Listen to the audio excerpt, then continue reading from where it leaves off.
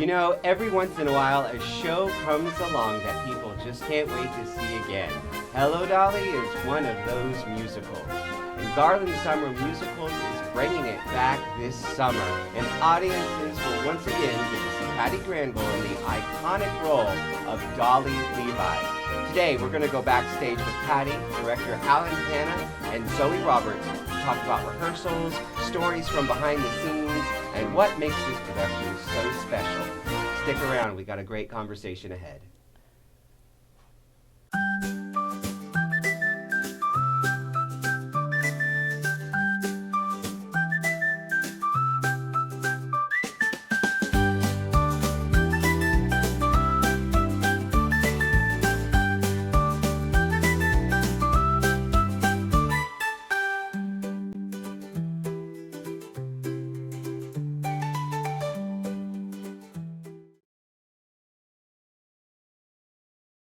Backstage GarlandTx theater, people, stories across Garland and beyond. I'm Mikey Abrams, and today we're celebrating one of Garland Summer Musical's most beloved traditions, Hello, Dolly. Joining me today are three wonderful people who are bringing this production to life. First, we are delighted to welcome Miss Patty Granville, returning to the iconic role of Dolly Levi. Thank you, Mikey. Next is the director of this production, Mr. Alan Hanna. Thank you, sir. And joining us is Zoe Roberts, who plays Minnie Fay. Thank you. Thank you all for being here. We welcome you. Thanks for having us. Sure, great. Let's all begin with the woman who's been at the heart of Garland Summer Musical for decades. Now, Patty, you've worn many hats over the years as a performer, producer, and community leader, but there's something special about Hello, Dolly and Miss Dolly Levi. What does it mean to you to return to this role again? Well, this will be the fifth time I've played Dolly, and you know, the first time I ever did Dolly, I felt like it was me because I've been a matchmaker all my life. And of course, the show is based on Thornton Wilder's Matchmaker. Even when I was in junior high school, I was always fixing people up. And a lot of them are still together today. So I could really identify with that to begin with.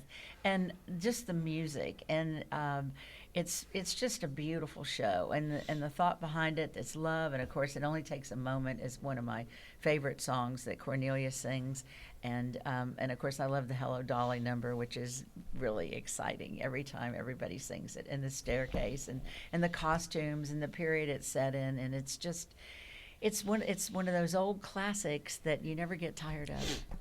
No, it's actually one of my favorite shows too, and I love that you're just playing Yenta too. We just did Fiddler too, so would you say that you're the Yenta for all your friends? All right. Also, your name is on the building where the show will be seen. Now, how does that legacy influence the way you think about audiences and artists in Garland's theater tradition? Well, you know, it all happened when they named the building for me. When I started, it was called the Garland Center for the Performing Arts in 1982, and I was hired, and it was an interesting thing because they were going to build what they built later out on 190, which was like a big convention center. They had plans to build that, but they didn't have enough money, so they backed into what they thought was going to be a white elephant, which was the theaters. And when they hired me, they were very negative about it. They said, well, do what you can, see if you can get anybody to come. And I thought, this is this beautiful facility, and they're so negative. So I went out to the public and started speaking to all the groups and saying, you've built something that everyone is really going to want to use, and they did. And if you build it, they will come. I used to use that from that old movie, and Field of Dreams. And people did. People wanted to perform there. People wanted to come and see shows there. And so it was just like it took off. And I had lots of help, and we had to expand. I mean, and they hardly built any dressing rooms. If you remember in the beginning, we only had 2 dressing rooms to share between 2 theaters. And so we added on, and I kept telling them, you know, that we need more. And so finally, when they did the major renovation, which was 2003, I had helped with a bond program to get, you know, people to vote for it. And so one of the councilmen called me, and he said, could you meet me in the parking lot? And I went, what did I do? And so I went out, and he said, well, we didn't want you to have a heart attack, but we're getting ready to rename this facility for you. And I just burst into tears. I mean, it was the last thing in the world I ever thought about happening. And even since then, I have somebody come up and say, I thought you were dead. Because usually when they name a building for somebody, that person is dead. But I've never been able to answer the phone for years. I was there after they renamed it Granville. I always said Art Center. It was just too weird for me to say Granville Art Center. But I'm just thrilled with everything that's happened. And of course, I have been there with a lot of people, and there's a lot of support, and the GISD was so supportive. And actually, the GISD started the theater program, made it awards in my name before they ever named the building.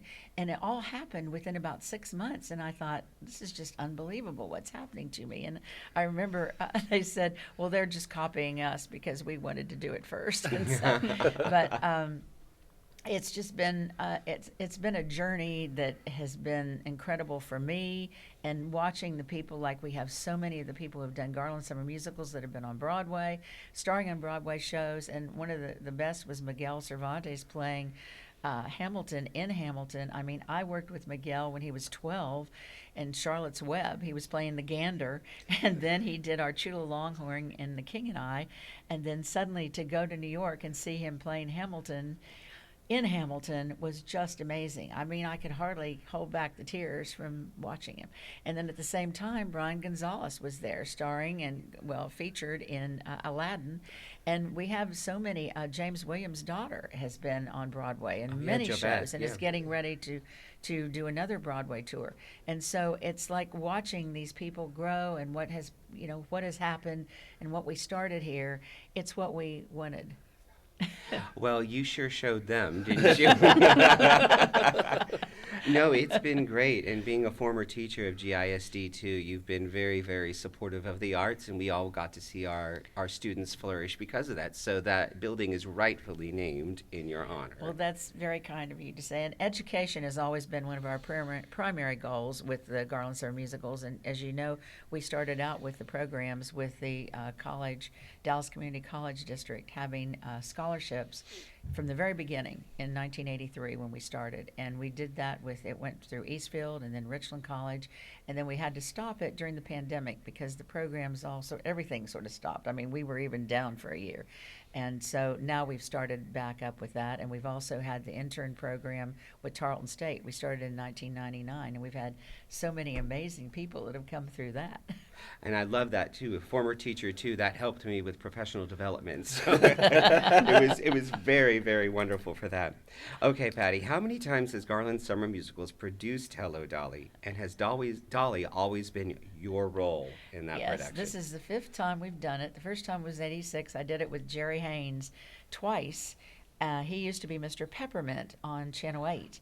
And so it was kind of ironic because I was Miss Patty on Romper Room. So Channel 8 took us both down and did an interview with us, the two child stars doing Hello, Dolly together. And it was fun. And I think this is the 5th time, and yes, I have played Dolly every time. And it just seemed like an exciting way to end what is going to be the last show we have, the last summer musical we have in the theater as we know it. And, of course, we started in 1983.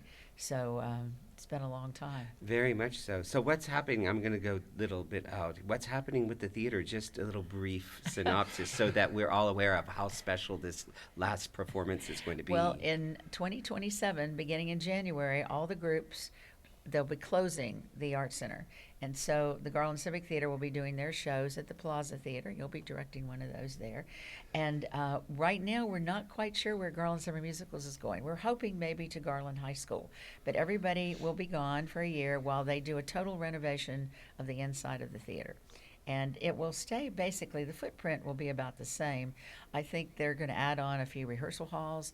I know that we will be losing a few seats, maybe 100 seats in the main auditorium because of all the ADA. Once you touch something, you have to go by the total new ADA restrictions. So that will be happening. But it'll be interesting, and we're all excited to see what the final plans will be. We all are going to be excited. So if you're listening, Garland Summer Musicals is up for grab at your venue. Come and get it. Right. If you have a spot, call me. Yeah, absolutely. This is a great way to advertise that. All right, we've got to ask you this. So you mentioned you've played her 5 times. Yes. What keeps you energized and commanding as a performer and a producer and a leader after so many years of carrying Garland Summer Musicals forward? Well, I like to be busy, but I think a lot of people would say I walk around like I have it on the side. I drink a lot of Coca-Cola, and I have been since I was very young.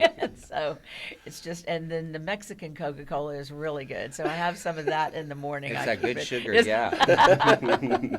But I think I'm a high energy person, and I always have been. And my mother was the same way. And it's like I can't just sit still. It's very difficult for me to sit and watch television or do anything like that because I'm usually up doing something. And I used to drive some of my family crazy when they'd want me to sit down and watch a television show with them, and I'm constantly up doing something. So I guess, and my husband calls me the Energizer Bunny. So she keeps going and going That's and right. going. So let me ask you this before we switch over to some of our other panel. What does Dolly need to bring into the room from the very first moment, and how are you finding that every night besides Mexican Coca-Cola? Well, she brings, of course, Dolly is a widow, and she's looking for a husband, but she also, I think it's a joy, an inner joy, and a love for people, and a love for life, and a love, energy, and sharing, and love. I think the show is a lot about love, and that comes through in so many ways. But she's also toying with them. She's very playful, and kidding around, and of course her cards read the thousands of things that she does, everything from short distance hauling to dance instruction. And I mean, I've got the business card, and it must have about 50 things on it that she says she does. And that's sort of like what I felt by myself, that I'm a jack of all trades, master of none, that I will do that because I can fix things. I can fix toilets, I'm pretty mechanical. That's one thing I did not know about Patty. Patty Granville can come fix your toilet, too. I'm going to take that information away. I don't need to call plumbers anymore. I'm going to call Patty Granville. I learned that from my dad. He used to treat me as if I were a son, and he would take me around, and we did work. We would go up on the roof, or we'd go under the house, or all these things. So it was a blessing for me. Wow, I'm sorry. Now I have this image in my head of you in this big Hello Dolly red dress with a plunger. So that's not the version we're going to be doing. Although I think I would pay good money for that. All right. Thank you, Patty. I'm going to move on over to our director. Hello. Hello, Alan Hanna. How are you? Good. Alan and I have known each other for a very, very long time. But Alan, you started in GSM. Was it a crew or actor that you started with? Well, actually, it was in 1989. I just graduated from college, and I came that summer to be a dancer in Oklahoma. And then went out and about, got a lot of training in other theaters, and came back home, I would say, in 2005. When I came on as crew, started doing stage management the next year, and then started choreographing, stage managing, being Buff's assistant as assistant director, and he trained me all the ins and outs of how to direct shows, especially musicals, and so I got to learn a lot from him. This big Broadway director. So it was a lot of fun working there. And they've moved to New York, and Patty keeps dragging me back, saying, "Hey, you got to come back and do this. You got to do that." You're doing something right. Yeah. So this will probably, I believe, I'm not sure, but I think this is my 20th year or 20th season with the group, and always love coming back and seeing everybody, and it just feels like home. I do this more than I do any other shows anywhere else, even in New York City. this is my favorite home to come back to. Well, we're glad to have you back, and I know always what Alan Hanna will be doing during the summertime. Yes. He will be, but in doubt, he's in Texas. Yes. So this summer, GSM also opened with Fiddler on the Roof, Mhm. directed by Patty, and now you're the director, obviously, for Hello Dolly. What's it like with collaborating with Patty on a summer season, such a historic summer season, such as this? Well, it's been fun. It's interesting to, because she's the producer on the show as well as being the lead in it, and so it's learning to collaborate together on it, but also making this my own, because she has done it so many times. So I want this to be my footprint in it with her, and so we've been doing a lot of talking about how I want to change the way she's doing some of the lines so it's not always the same way, because we want to make this a fresh approach, a fresh look and everything.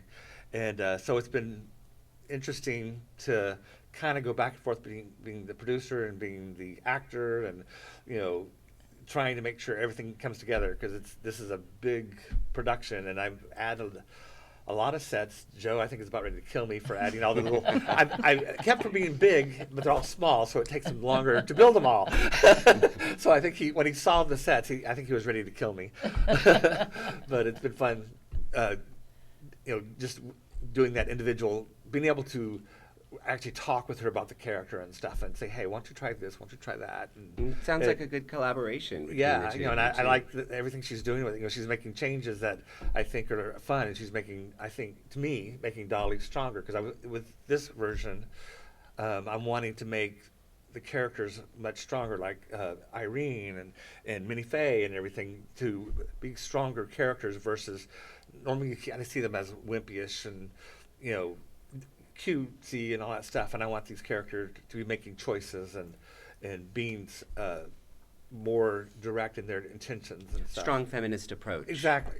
Yeah. I think that's, and also with all the versions that we've seen, from Carol Channing all the way up to the most recent one, which I saw with Bette Midler. Yeah. Right. I mean, just the delivery of every song and every line has been different. You've seen kind of this arc and growth of the character throughout the years, which has been absolutely fascinating. And I'm glad we're going to get to see, among the list, Patty Granville now for this. Is it the fifth? Does this make it the sixth? Or is it This is the fifth. The fifth time. And I just have to say too, I wake up in the middle of the night because in the director mode too, and I said I had this vision the other night. I could not go to sleep about how we had to use the scrim, and I came and I said, Alan, we've got to use the scrim in this one scene, and he goes, I don't know if we have enough line sets, and I said, well, we got to make one somehow.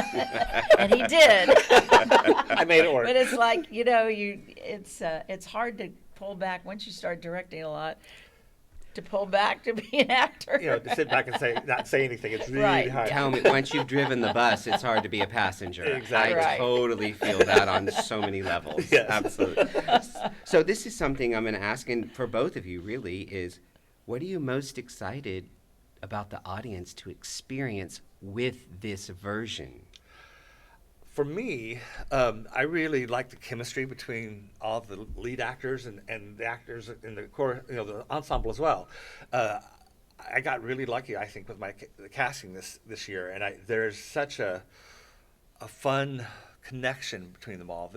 They've really worked together, and they've really built these fun characters to add a lot of comedy to the show, and add moments that just really expand and make the characters three-dimensional versus that one-dimensional type character that sometimes is played with in the show. Right. And it's just fun to watch them really work together, and I think the audience is really going to see that when they see the show.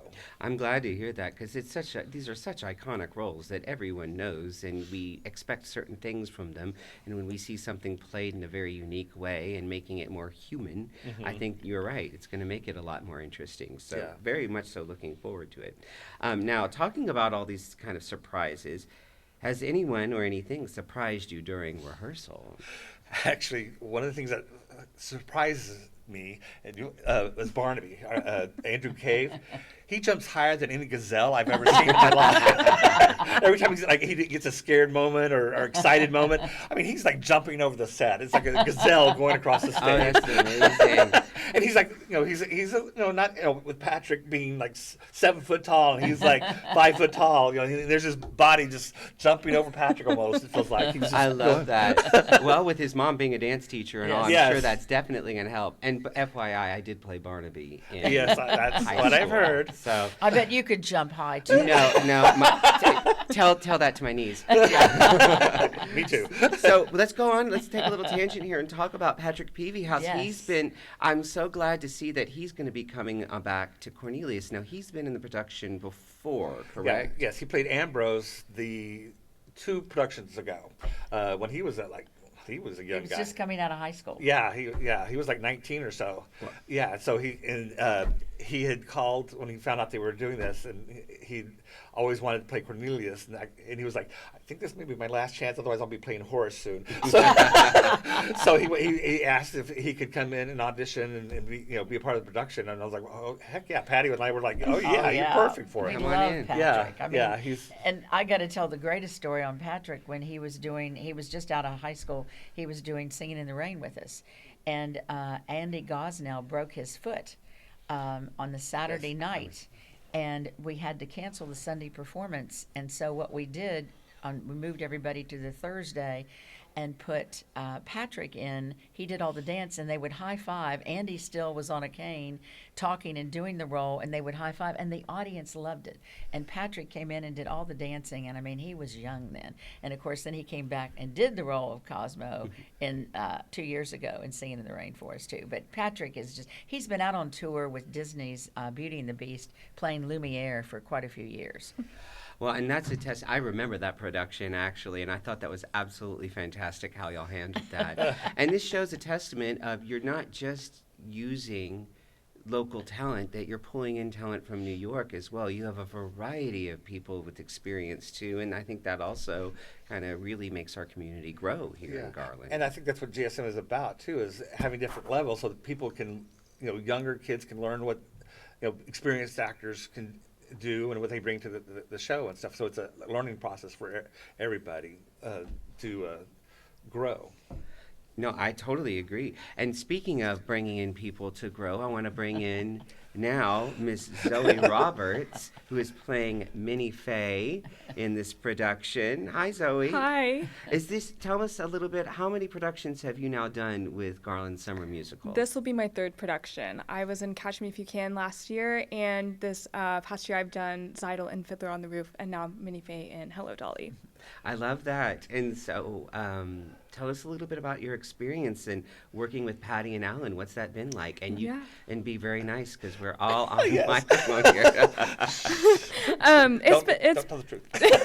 No, it has truly been a pleasure. Fiddler on the Roof was such a wonderful experience. It was the first time I'd been cast in a role because of singing and acting and not because of my dancing. So that really holds a special place in my heart, and just made me feel like I was seen as an actor. So thank you, Patty, for that. It was magnificent. And Minnie Faye has been a pleasure. Working with Alan has been great. I just love how he has such a vision for the show, but also lets us make choices and bring new ideas about our character to each rehearsal. So it's great to have, that outline, but also room to grow and room to explore and experience. And yeah.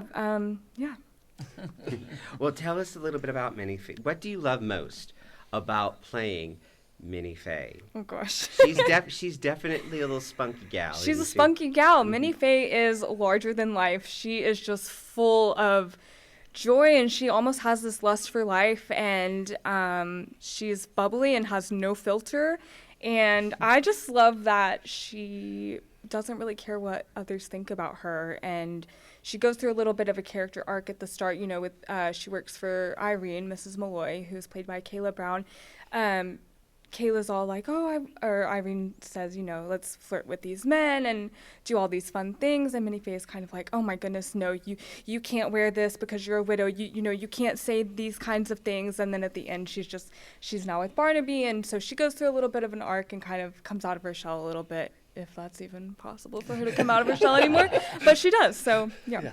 So she just definitely gets to grow, and that goes with what Alan was talking about with playing all the strong women roles within it. And there's a lot of strong female roles in this. We kind of dismiss it, but I was like, no, the women are controlling everything that's going on in this show. Yeah. Now, I can tell you're a lot like Minnie Faye because you've been full of energy and you're always having fun. And speaking of fun, what do you think has been the funniest moment in rehearsals so far? I mean, just working with Caleb Brown, Patrick Peavy House, and Andrew Cave, who play Irene, Cornelius, and Barnaby, is so much fun because we are just playing off each other all the time. I will say the other day, Andrew got really excited about something, and he jumped up so high that he did a backflip, and he didn't even mean to. It's like he was hanging on to he was in between seats, so he was in the house of the theater. And he was holding on to, like either side of the seats. And he jumped up so high, and his momentum just kept going, and it took him backwards. He did a backflip and landed on the floor, like flat out on his back. And he just jumped up and he was like, I'm okay, it's okay. And so, I mean, just the four of us, we are just... It's a wild time. My God, that's It's a high energy group. Yeah, it is. I'm gonna have to call my chiropractor just listening to that story. My gosh, now this is making me really, really want to come see it. And I love the fact that we're just getting all these veteran performers on stage, combining with all these youthful actors as well, which really is a lot of the story too about passing down the love to other generations as well, which I think is one of the greatest things. So, Zoe, when the curtain finally comes down, what do you hope that people are going to remember most about Minnie Faye? I just hope that people remember that she's fun. She's a fun time, that there's so much that life has to offer, and go out and look for little things that you may not have noticed before, just enjoy life, and we get one life. So I love there's that wonderful speech that Cornelius has in the when you're in the courtroom. Right. It was something like a ditch digger. If I was can y'all maybe fill me in on this one, because I do think that's the overriding theme. What does that speech kind of generally say? I were ditch digger for the rest of my life. For the rest of his life, yeah. It wouldn't matter because... It wouldn't matter because I had one day. He had one fabulous day. One fabulous day. That's such a wonderful, wonderful speech from that. And I think that's exactly what you're talking about, is just finding that joy in life and passing it on to other people. Yeah. And I love that Dolly gets to be the person that passed it on, and she finally decides. One of my favorite number of the whole show is Before the Parade Passes By, and I might have used that in auditions before myself. But what feelings come up for you, Patty, during that great number at the end of Act 1? I get real emotional in that too, because it's a lot of it. It's like, as you get older too, which of course I am, I want to get in step while there's still time left. Some of the words when you think about it, and then when Irene comes out, I'm going to start crying now. I almost start crying every time she comes out, and says, "Come," and I go, "I will," and join the parade and join life again. And no, it's very. The show has a lot of emotional because she's constantly referring to her former husband, who she obviously had a wonderful relationship with, and. What he said or what he thinks and how he loved life. And but I love that song too. It's I love it wonderful. when the whole group comes in, and now we've got this great scrim that you can see them behind us. And at the end too. And I never felt like I should be the one out there to end the act, and that's why I love having the whole group out there to send people out with that sound, that wonderful sound of the whole chorus singing at the end. Of course. Yeah. And go ahead, I was Alan. going to say that was one of our producer director moments. It's like, I gotta have everybody out there. Well, It just makes a strong ending for it, for Absolutely. Yeah, I know, because I was wanting, because Dolly's, it's all about her and about her moving on and stuff, and so I couldn't imagine having them all on the stage with her. But when she brought up the scrim, now it's more like It's a more thought, like a vision, vision, a dream like behind it. And it's, versus yeah. it being her in the middle of it. Because I didn't want her getting Yeah. lost Yeah. in the crowd. That wasn't the point. I wanted her to be it's her moving on in life and The crowd, she sees the crowd in her Exactly. vision, and she now wants to be a part of it. Yes, exactly. I think that'd be a beautiful vision of Yeah. that. And you know the story of how that Before the Parade Passes By song came No. along. Okay, so I'm obsessed with Carol Channing. So I totally read this article where Jerry Herman, who had passed away just a little while ago, this was one of the last interviews he gave, where he was saying, I just don't have this last song for Act One. What are we going to do for this? And he talked it over with Carol, and they were staying in this hotel.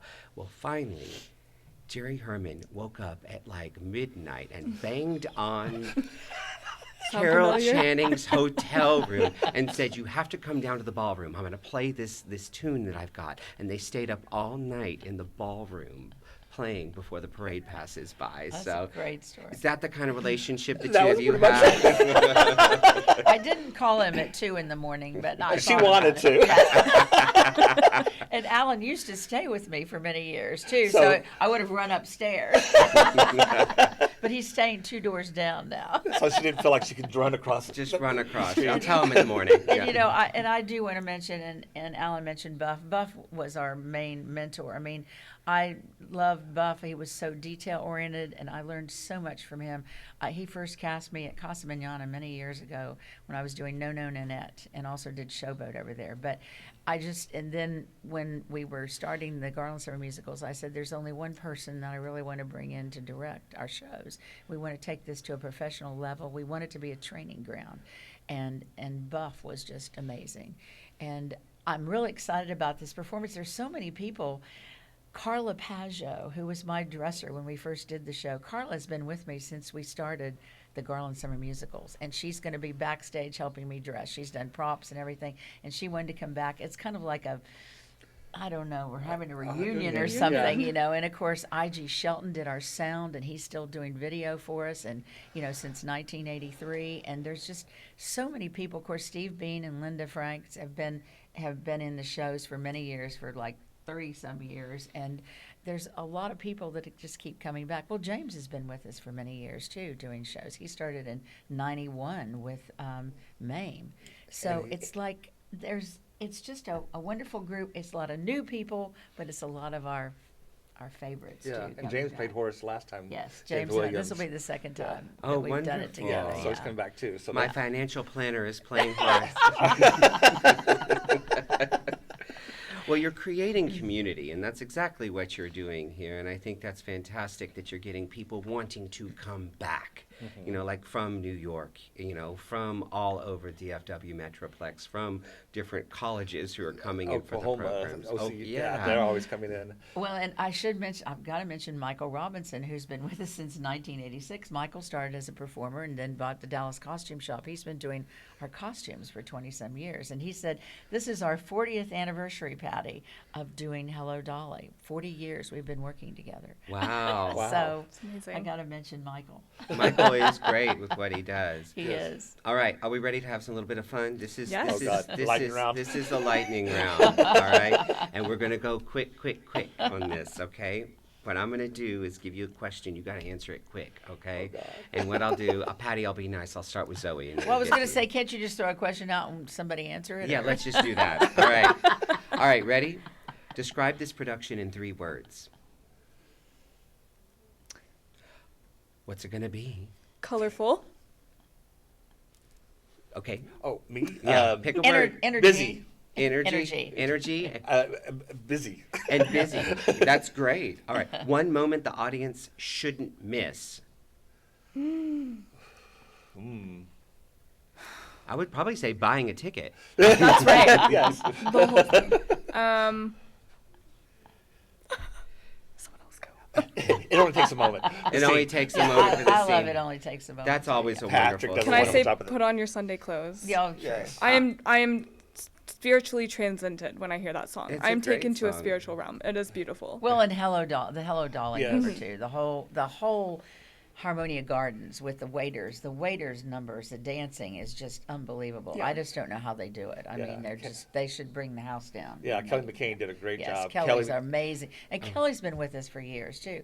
And, she started out as a performer, and she's been our choreographer. She's an incredible choreographer. Yeah. I know she was my dance partner 25 years ago. Yes. GSM for Guys and Dolls whenever that happened. Yeah, and Karen Sharp actually did some of the choreography too. She's my AD. Oh, and really? Yeah, she helped out. My legs don't quite work as well as hers does, so she kind of took over for me. Oh, that's And I've got to throw in too about Alan, about the mentorship too. Alan has encouraged a lot of people to go into stage management because he was our stage manager for many years. And people like Morgan Beach, who is now one of the main stage managers for Disney on their cruise lines. And I mean, she started out, she was not going to be a stage manager. She worked with us in the summer. She was still just starting college and decided she wanted to switch to be a stage manager. Went to school in Columbia, and now, I mean, she's had an incredible career. She's seen the world with Disney. So there's a lot of them who have been encouraged to do stage management, too, from working with you. Oh.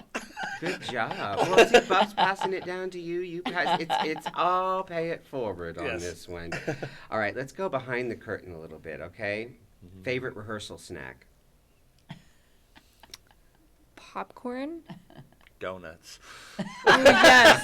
I bring donuts on You Saturday bring morning. donuts. Patty is a godsend with those donuts. Right. For What? sure. Those morning rehearsals? Yes. You with that one? And I eat a lot of them myself. There good. I thought you were going to say Mexican Coke. Well, I but- was going to say Coke. Yes. All right. What's your biggest source of laughter backstage?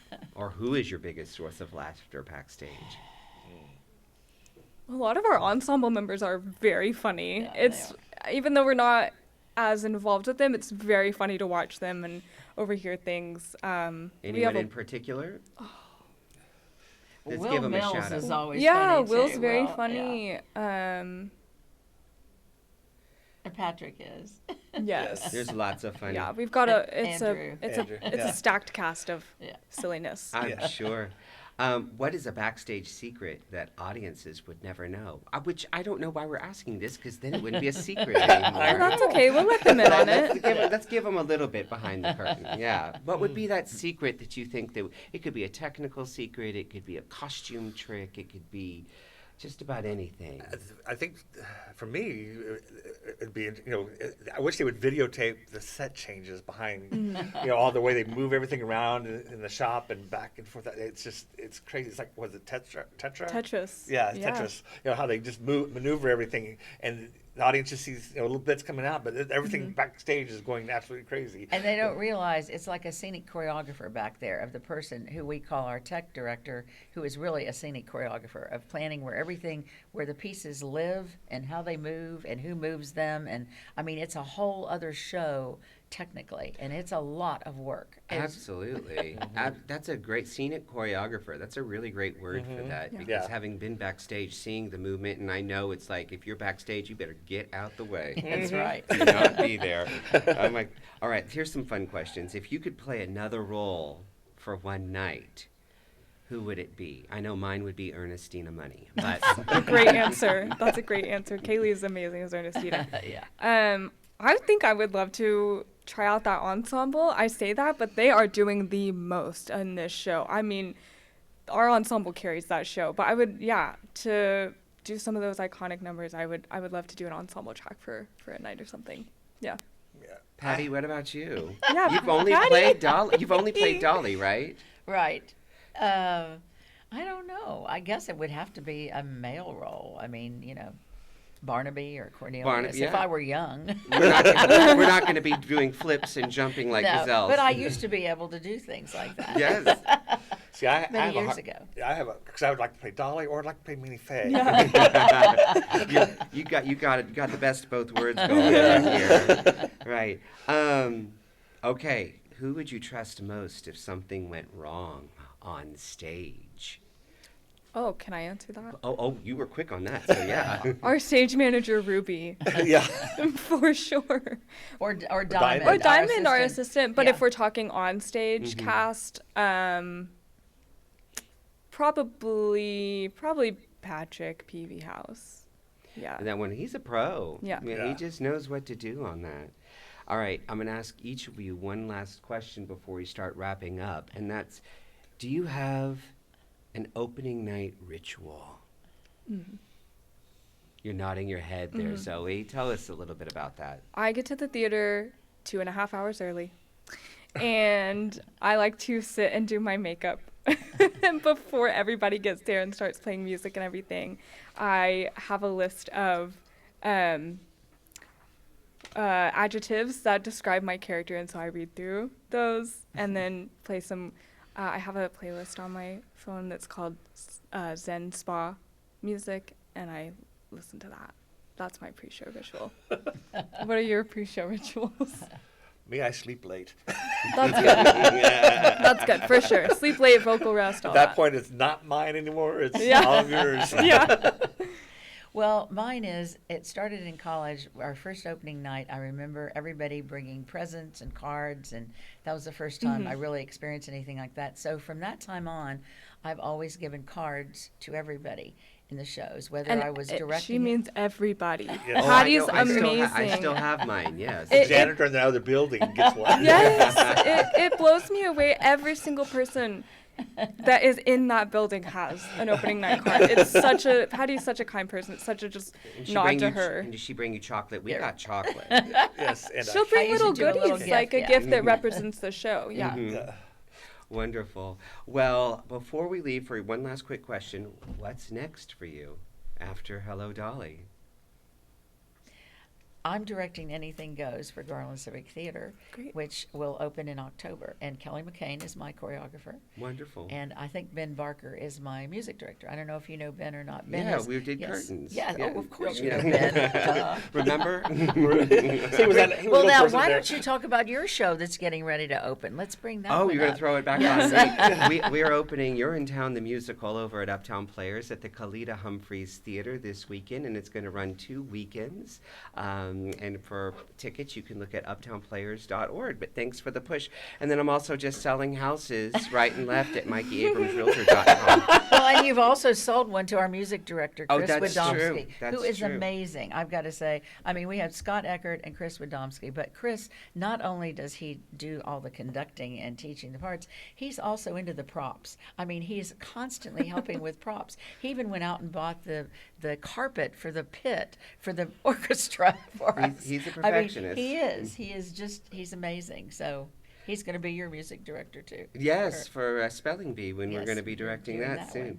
Alan, what's next for you? Well, I open Dolly on the 17th, drive back to New York, and then start working on Curtains musical up there. No rest for the weary, Yes. I swear.